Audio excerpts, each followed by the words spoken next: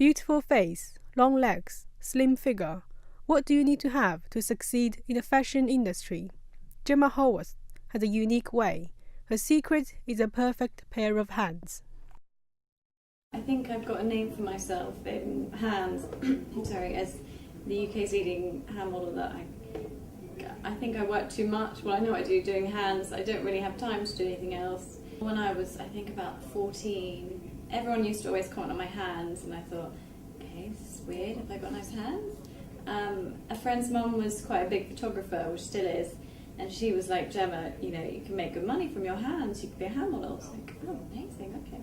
So she kind of kidnapped me up to London to see this agent when I was probably about 15, and they saw my hands and were like, wow, your hands are as good as our top model. I was like, okay, great. So basically I finished my school and then I started modelling at the age of 18. Fashion models always looking glamorous. They have perfect figures, clear skin. From eyes to lips, everything seems flawless. But are they really as perfect as we see? Do you think Kate Moss has beautiful hands? Gemma is Kate Moss and Lily Cole's first hand model, and now is running her own body parts modelling agency. She tells you how the perfection is created behind the camera. Sometimes it's her hands as well, but some of the times it's me, so yeah. I am doing Kate's legs this Friday in a Rimmel ad, so that's quite exciting. And then I'm doing a Vogue shoot next Tuesday.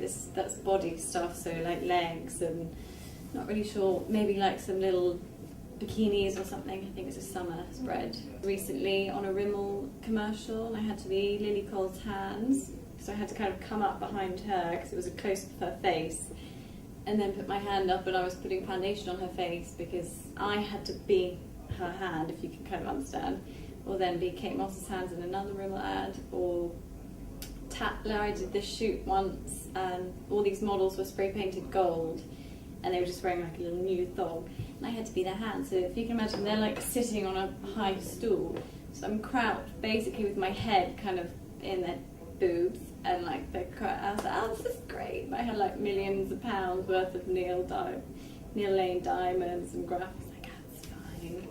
But yeah, I'm good at what I do, but that's just hands. We are it's not very, people think it's easy being a hand model, but it's really, it kind of annoys me sometimes when I got a model and she gets really angry because you have to hold your hand in positions for hours. You have to know exactly how to hold your hand. Like some people, you'll just say, I don't know, hold a mobile phone, and they'll be like, and you're like, no, you have to know exactly how to hold it and how to position it so that the camera angle makes your hand look nice, and you have to hold it in a position. If you're balancing on the edge of like a table, I did a leg shoot recently and I had to lie on a high stool with my legs in the air for about half an hour, and that's kind of hard, not making your legs move.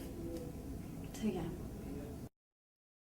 I did another one with this Hollywood actress for Max Factor, and I had to lie on her, basically on top of her for about 3 hours. We had a few breaks to put my hand on her face and my little finger in her mouth. And you kind of have to have a good personality and to be a normal person, I think, because you get in pretty compromising situations. So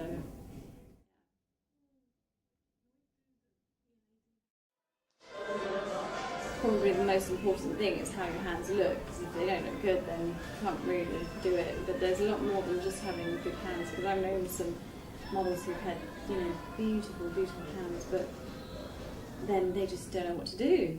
For example, I had a Cadbury's commercial, and this girl, she had to hold, like a dairy milk bar and then just snap it. And she got in, it was a commercial, and the camera was overhead, and she just freaked out and she couldn't do it. And she basically was just telling the director she couldn't do it. And I'm like, never tell him you can't do it. So I went in and I was just like, yeah. And then they all clapped. Well, okay. Hand models had to be so crazy about your hands, much more than a normal model.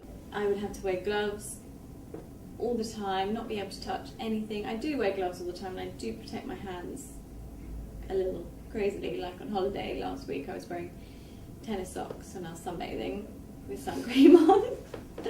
But I had to do it, and I've still caught the sun. I'm so angry. So if it was like I got a paper cut, oh my god, that would be it. I wouldn't be able to work for about 3 weeks.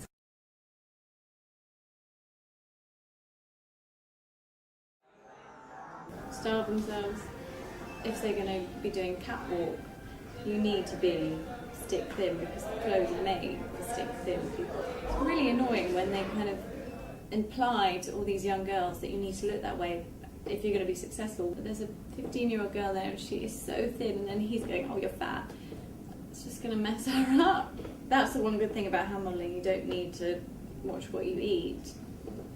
But then I can see why, you know, models and stuff, because the fashion industry is really, really harsh. It's competition as well. So if you're, you know, you've got girls living in model houses, so one girl might not eat and be really thin, and the other girls will be like, okay, maybe we won't eat. Everyone had, not everyone, but lots of people had eating disorders, so I know it really well. That's one reason I think why people get so intrigued by hand modelling and body part modelling, because you don't need to be a size 0. And actually young girls are quite intrigued and think, oh, maybe I don't have to starve myself and I can be a model, I could be a hand model, or, you know, make money and be successful and I won't have to die. I get so many emails a day, probably about 15 emails a day from people sending pictures of their hands, saying I want to be a hand model.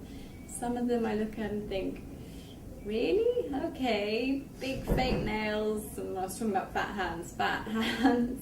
Other times they're, you know, really nice, or other times they're not. But I have to, basically I just tell them to send in pictures because I get so many emails, they just always think they can turn up to the office and show me their hands.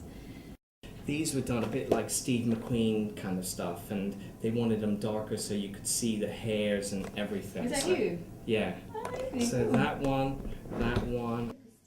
You have to obviously be blessed, I guess, with either an amazing face or a unique face or great hands.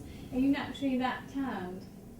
Well, I've been on holiday. I've just come back. No, it's good because I need for this. I keep tan because for the work. Yeah. It always is very good. good, you know.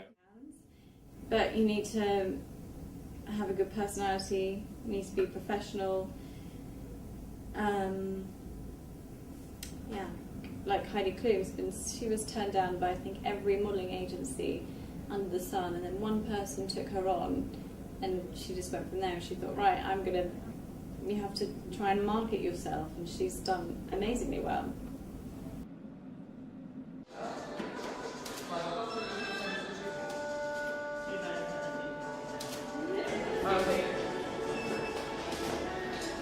People have always said that models are dumb and, you know, whatever, but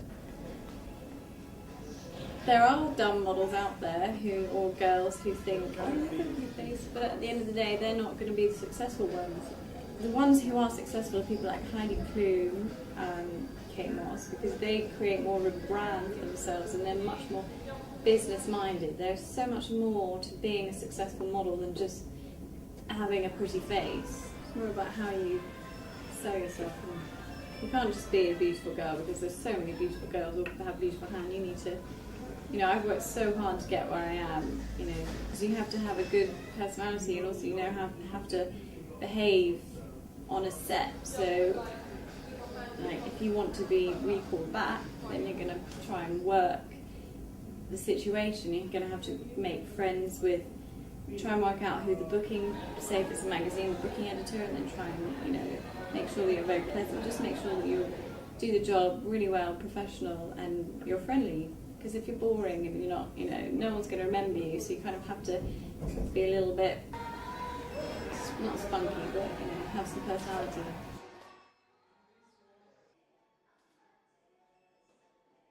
I think if you're a Kate Moss or let's use someone else, Lily Cole, then their identity is how they look. And I can see that the girls would think everything is perfect. I can't be perfect, but I, you know, want to tell people, well, you don't have to be perfect. I'm not perfect, but I've got maybe perfect, it's kind of perfect hands, but Kate Moss might not have perfect feet or perfect legs, but she's still seen as being perfect, so you can't, you know, no one's perfect. But then the media make everyone seem perfect. people like Kate Moss, people like me, no one can be perfect. Just do the best that you can do. You think you've got nice hands, then contact someone like Hand Models One, like us, and if we think you've got good hands, great, we'll test you out. But if not, then you might be, you know, really intelligent and you might want to do politics or something else. So, yeah.